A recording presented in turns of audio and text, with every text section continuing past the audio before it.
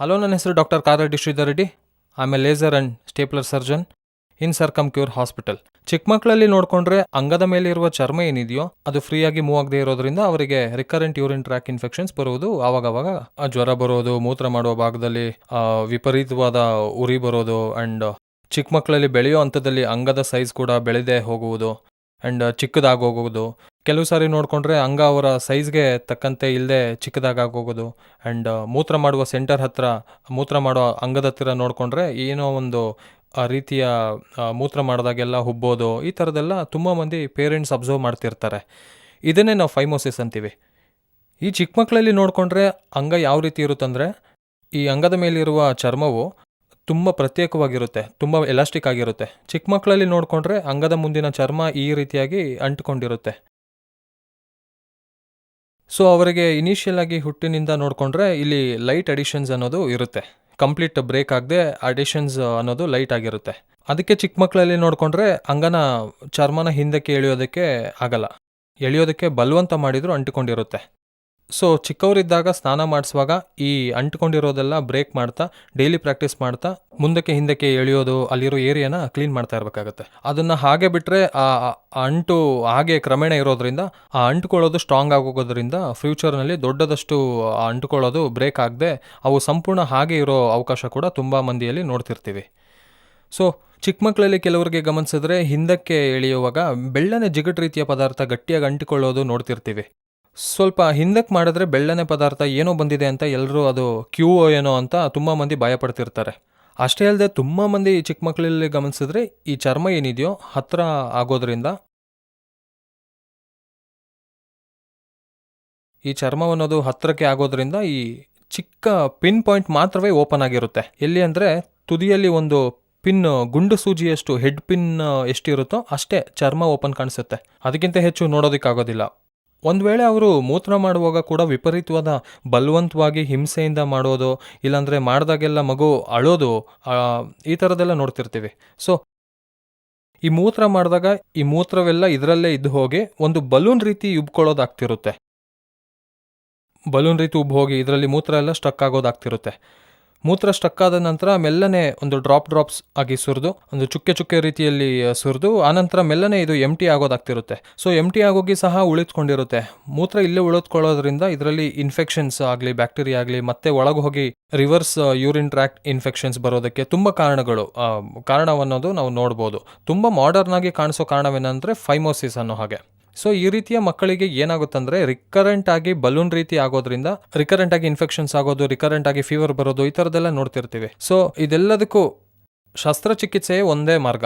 ಈ ಸ್ಟೇಜ್ನಲ್ಲಿ ಬಲೂನಿಂಗ್ ಆಗುತ್ತೆ, recurrent urine track ಆಗುತ್ತಂದರೆ immediate ಆಗಿ ಡಾಕ್ಟರ್ ಬಳಿ ತೋರಿಸ್ಕೊಂಡ ಮೇಲೆ ನಾವು ಅದನ್ನು ಡಿಸೀಸ್ನ ನಾವು ಡಯಾಗ್ನೋಸ್ ಮಾಡಿಸ್ಕೋಬಹುದು.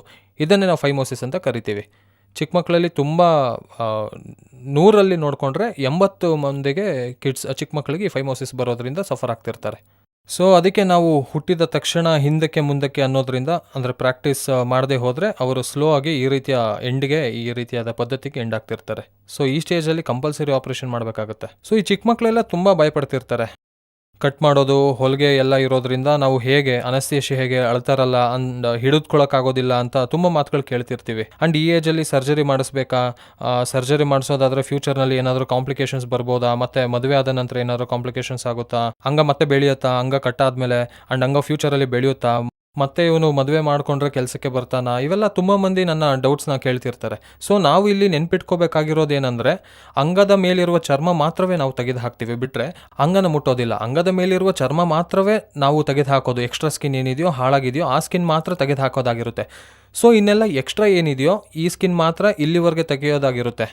ಸೊ ಈ ಕೆಲಸ ಮಾಡೋ ಪದ್ಧತಿ ಏನಿದೆಯೋ ನಮ್ಮ ಹತ್ರ KSR ಸ್ಟೇಪ್ಲರ್ಸ್ ಅನ್ನೋದು ಅವೈಲಬಲ್ ಆಗಿದೆ. KSR ಸ್ಟೇಪ್ಲರ್ಸ್ನಿಂದ ಮಾತ್ರವೇ ನಾವು ನಮ್ಮ ಸೆಂಟರ್ನಲ್ಲಿ ಸರ್ಕಮ್ಸಿಷನ್ ಸರ್ಜರಿ ಮಾಡೋದಾಗಿರುತ್ತೆ. ಈ ಸರ್ಜರಿ ಹೆಸರು ಸರ್ಕಮ್ಸಿಷನ್ ಅಂತೀವಿ. ಇದನ್ನೇ ನಾವು KSR ಸ್ಟೇಪ್ಲರ್ ಸರ್ಕಮ್ಸಿಷನ್ ಸರ್ಜರಿ ಅಂತ ಕರಿತೀವಿ. ಈ KSR staplers only treatment range ಹಾಸ್ಪಿಟಲ್ನಲ್ಲಾಗಲಿ ಸರ್ಕಮ್ ಕ್ಯೂರ್ ಸೆಂಟರ್ಸ್ನಲ್ಲಿ ಮಾತ್ರ ಅವೈಲೇಬಲ್ ಆಗಿರುತ್ತೆ. ಇದರಲ್ಲಿ ಬಳಸೋ ಸಿಲಿಕಾನ್ ರಿಂಗ್ ಆಗಲಿ ಪಿನ್ಸ್ ಆಗಲಿ ಡೈರೆಕ್ಟ್ ಪೇಷಂಟ್ ಸ್ಕಿನ್ಗೆ ಟಚ್ ಆಗೋದಿಲ್ಲ. ಹಾಗಾಗಿ ಯಾವುದೇ ಸೈಡ್ ಎಫೆಕ್ಟ್ಸ್ ಆಗಲಿ ಕಾಂಪ್ಲಿಕೇಶನ್ಸ್ ಆಗಲಿ ಬ್ಲೀಡಿಂಗ್ ಆಗಲಿ ಊತ ಆಗಲಿ ನೋವಾಗಲಿ ಈ ಥರದ್ದೇನೂ ಇರೋದಿಲ್ಲ. ಮಕ್ಕಳಿಗೆ ಏಕೆಂದರೆ ಮಕ್ಕಳು ತುಂಬ ಸೂಕ್ಷ್ಮ ಇರ್ತಾರೆ, ಹಾಗಾಗಿ ಸ್ವಲ್ಪ ಪೇಯ್ನ್ ಆದರೂ ಅಳೋದು ಮುಟ್ಟೋದಕ್ಕೆ ಬಿಡದೆ ಇರೋದೆಲ್ಲ ನೋಡ್ತಿರ್ತೀವಿ. ಬಟ್ KSR ಸ್ಟೇಪ್ಲರ್ ಮೂಲಕ ಈ ಥರದ್ದೆಲ್ಲ ಚೆಕ್ ಪಾಯಿಂಟ್ ಮಾಡ್ಕೋಬೋದು. ಯಾಕಂದರೆ ಪೇಯ್ನ್ ಆಗಲಿ ಯಾವುದೇ ರೀತಿಯ ಊತ ಬರೋದಾಗಲಿ ಇವೆಲ್ಲ ಏನೂ ಆಗೋದಿಲ್ಲ, ಅಂದರೆ ಆಗದೆ ಇರುತ್ತೆ. ಯಾಕಂದರೆ ನಾವು ಅಪ್ರೋಪ್ರಿಯೇಟ್ ಸೈಜ್ ಚೆಕ್ ಮಾಡಿಕೊಂಡು ಡಿಸ್ಕಾರ್ಡೆಡ್ ಅಂದರೆ ಡಿಸ್ಪೋಸಲ್ ಸ್ಟೇಪ್ಲರ್ ಬಳಸೋದ್ರಿಂದ ರಿಪೀಟೆಡ್ ಆಗಿ ಮತ್ತೆ ಇನ್ನೊಂದು ಪೇಷಂಟ್ಗೆ ಬಳಸೋಲ್ಲ, ಹಾಗಾಗಿ ಯಾವುದೇ ಸೈಡ್ ಎಫೆಕ್ಟ್ಸ್ ಇಲ್ಲದೆ ಇರುತ್ತೆ. ಸೊ ಇವರಿಗೆ ಮತ್ತು ನೋಡಿಕೊಂಡ್ರೆ ದೊಡ್ಡವರಿಗೇನೋ ಮತ್ತು ಪೆನಿಸ್ಗೆ ಕೊಡ್ತಿರ್ತೀವಿ, ಆ ಅಂಗಕ್ಕೆ ಕೊಡ್ತಿರ್ತೀವಿ. ಚಿಕ್ಕ ಮಕ್ಕಳಿಗಾಗಿರೋದ್ರಿಂದ ಮೈಲ್ಡ್ ಸೆಡಕ್ಷನ್ ಕೊಟ್ಟು ಮಾಡ್ತಿರ್ತೀವಿ. ಸೊ ಈ ಪ್ರೊಸೀಜರ್ ಅನ್ನೋದು ಲೆಸ್ ದ್ಯಾನ್ 5 ಮಿನಿಟ್ಸ್ ಸರ್ಜರಿ. 5 ನಿಮಿಷದಲ್ಲಿ ನಾವು ಸರ್ಜರಿ ಕಂಪ್ಲೀಟ್ ಮಾಡ್ಕೋಬೋದು. 5ರಿಂದ 10 ನಿಮಿಷದವರೆಗೆ ಮಾತ್ರ ಮಕ್ಕಳು ಮಲ್ಕೊಳ್ಳೋ ಹಾಗೆ ಅದನ್ನೇ ನಾವು ಶಾರ್ಟ್ ಜಿ ಅಂತ ಸೆಡಕ್ಷನ್ಸ್ ಅಂತ ಕರಿತೀವಿ. ಸೊ ಇದು ಮಾಡೋದ್ರಿಂದ ವಿತಿನ್ 2 to 3 ಅವರ್ಸಲ್ಲಿ ಪೇಷಂಟ್ ಡಿಸ್ಚಾರ್ಜ್ ಮಾಡೋದಾಗಿರುತ್ತೆ. ಆ್ಯಂಡ್ 2 to 3 ಅವರ್ಸಲ್ಲಿ ಯಾವುದೇ ರೀತಿ ಸೈಡ್ ಎಫೆಕ್ಟ್ಸ್ ಇಲ್ಲದೆ ಯಾವುದೇ ರೀತಿ ಪ್ರಿಕಾಷನ್ಸ್ ಏನೂ ಅವಶ್ಯಕತೆ ಇರೋದಿಲ್ಲ. ಇಮಿಡಿಯೇಟಾಗಿ ತಿನ್ಬೋದು, ಇಮಿಡಿಯೇಟಾಗಿ ಬಿಸಿ ನೀರು ಏನಾದರೂ ಕುಡಿಸ್ಬೋದು. ಯಾವುದೇ ರೀತಿಯ ಪಥ್ಯ ಆಗಲಿ ಯಾವುದೇ ರೀತಿಯ ಬೆಡ್ ರೆಸ್ಟ್ ಅನ್ನೋದು ಅವಶ್ಯಕತೆ ಇರೋದಿಲ್ಲ. ನೆಕ್ಸ್ಟ್ ಡೇನಿಂದಲೇ ಎಂದಿನಂತೆ ಆಟ ಆಡ್ಬೋದು ಆ್ಯಂಡ್ ಸ್ಕೂಲ್ಗೆ ಹೋಗ್ಬೋದು. ಇಲ್ಲಿವರೆಗೂ ಇರೋ ಚರ್ಮನ ತೆಗೆದು ಆಗಿರುತ್ತೆ ಅಷ್ಟೇ. ಸೊ ಇದು ಎಲಾಸ್ಟಿಕ್ ಆಗಿರೋದ್ರಿಂದ ಪಿನ್ಸ್ ಅನ್ನೋದು ಈ ರೀತಿಯಲ್ಲಿ ಇಲ್ಲಿ ಬೀಳ್ತಿರುತ್ತೆ, ಪಿನ್ಸ್ ಅನ್ನೋದು. ಸೊ ಮಕ್ಕಳಾಗಿರೋದ್ರಿಂದ ನಾವು ಅಪ್ರೋಪ್ರಿಯೇಟ್ ಕರೆಕ್ಟ್ ಸೈಜ್ ಆಗದೆ ಇದ್ದರೆ ಒಂದೊಂದು ಸಾರಿ ಇಲ್ಲಿ ಎಡಿಮಾ ಬರೋ ಅವಕಾಶ ಇರುತ್ತೆ. ಈ oedema temporary oedema. Correct size ಹಾಕೋದಿಲ್ಲ ಅಂದರೆ ಸ್ವಲ್ಪ ದೊಡ್ಡ ಸೈಜ್ ಹಾಕೋದ್ರಿಂದ ಈ ಎಡಿಮಾನ ಸಹ ಅವಾಯ್ಡ್ ಮಾಡ್ಬೋದು. ಚಿಕ್ಕಾಗಿದ್ದ ನಂತರ ಹೀಲ್ ಆದ ನಂತರ ಸ್ವಲ್ಪ ಕವರ್ ಕೂಡ ಆಗುತ್ತೆ, ಸ್ವಲ್ಪ ಮಟ್ಟಿಗೆ ಕಂಪ್ಲೀಟಾಗಿ ಇದ್ರ ಮೇಲೆ ಸ್ಕಿನ್ ಅನ್ನೋದು ತೆಗೆಯೋದ್ರಿಂದ ಅವ್ರಿಗೆ ಸೆನ್ಸೇಷನ್ ಏನಿದೆಯೋ ಸೆನ್ಸೇಷನ್ ಅನ್ನೋದು ಸೆನ್ಸಿಟಿವಿಟಿ ಅನ್ನೋದು ಡೆವಲಪ್ ಆಗುತ್ತೆ. ಹಾಗಾಗಿ ಮಕ್ಕಳು ಫಸ್ಟ್ ಒಂದು 3 to 4 ಡೇಸ್ ನಮಗೆ ಮುಟ್ಟೋಗಿ ಬಿಡೋದಿಲ್ಲ ಕ್ಲೀನಿಂಗ್ಗೆ.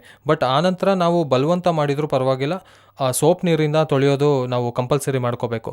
ಕೆಲವ್ರಿಗೆ ಈ ಅಡಿಷನ್ಸ್ ಫಾರ್ಮ್ ಆಗಿದೆ ಅಂದರೆ, ಈ ಅಂಟುವಿಕೆ ಫಾರ್ಮ್ ಆಗಿದೆ ಅಂದರೆ ಈ ಅಂಟುವಿಕೆನ ನಾವು ತೆಗೆದು ಹಾಕೋದ್ರಿಂದ ಈ ಅಂಗದ ಮೇಲೆ ಕೂಡ ಆವಾಗವಾಗ ಕೆಂಪನೆ ಆಗೋದು, ಅಂದರೆ ಪ್ಯಾಚ್ ರೀತಿಯಲ್ಲಿ ಆಗೋದು, ಈ ಥರದ್ದೆಲ್ಲ ನೋಡ್ತಾ ಇರ್ತೀವಿ. ಇವೆಲ್ಲ ಟೆಂಪರರಿ ಇಶ್ಯೂಸ್. ಚಿಕ್ಕ ಮಕ್ಕಳಾಗಿರೋದ್ರಿಂದ 5 to 7 ಡೇಸಲ್ಲಿ ರಿಂಗ್ ಕೂಡ ಬಿದ್ದು ಹೋಗುವ ಅವಕಾಶ ಇರುತ್ತೆ. ಯಾಕಂದರೆ ಮಕ್ಕಳಲ್ಲಿ ಇಮ್ಯುನಿಟಿ ಪವರ್ ಹೆಚ್ಚಿರುತ್ತೆ ಆ್ಯಂಡ್ ಹೀಲಿಂಗ್ ಪೀರಿಯಡ್ ಕೂಡ ತುಂಬ ಫಾಸ್ಟ್ ಆಗಿರುತ್ತೆ. ಹಾಗಾಗಿ ಅವರಿಗೆ ಈವನ್ ಪಿನ್ಸ್ ಕೂಡ 6 to 7 ಡೇಸ್ನಲ್ಲೇ ಬಿದ್ದು ಹೋಗುವ ಚಾನ್ಸಸ್ ಕೂಡ ಇರುತ್ತೆ. ಜಾಗರೂಕತೆಯಿಂದ ಇಟ್ಕೊಂಡ್ರೆ, ಒಳ್ಳೆ ಕ್ಲೀನಿಂಗ್ ಕೂಡ ಜಾಗರೂಕತೆಯಿಂದ ಮಾಡಿಕೊಂಡ್ರೆ 7 to 8 ಡೇಸ್ನಲ್ಲಿ ಪಿನ್ ಬಿದ್ದು ಹೋಗಿ ಫ್ರೀ ಆಗೋಗುತ್ತೆ. ಸೊ ಫಸ್ಟ್ 3 ಡೇಸ್ ಮಾತ್ರ ಚಿಕ್ಕ ಮಕ್ಕಳು ಸ್ವಲ್ಪ ಸೆನ್ಸಿಟಿವಿಟಿ ಹೆಚ್ಚಿರೋದ್ರಿಂದ ಅದನ್ನು ಮುಟ್ಟೋಕೆ ಬಿಡದೇ ಇರೋದ್ರಿಂದ ಇವೆಲ್ಲ ಮಾಡ್ತಿರ್ತಾರೆ. ಸೊ ಅಲ್ಟಿಮೇಟಾಗಿ ನೋಡಿಕೊಂಡ್ರೆ 100% ಕಾಸ್ಮೆಟಿಕ್ ರಿಸಲ್ಟ್ಸ್ ಅನ್ನೋದು KSR ಸ್ಟೇಪ್ಲರ್ನಿಂದ ಮಕ್ಕಳಿಗೆ. ಯಾರಿಗಾದರೂ ಈ ರೀತಿಯ ಇಶ್ಯೂಸ್ ಇದ್ದರೆ ನೆಗ್ಲೆಕ್ಟ್ ಮಾಡಬೇಡಿ.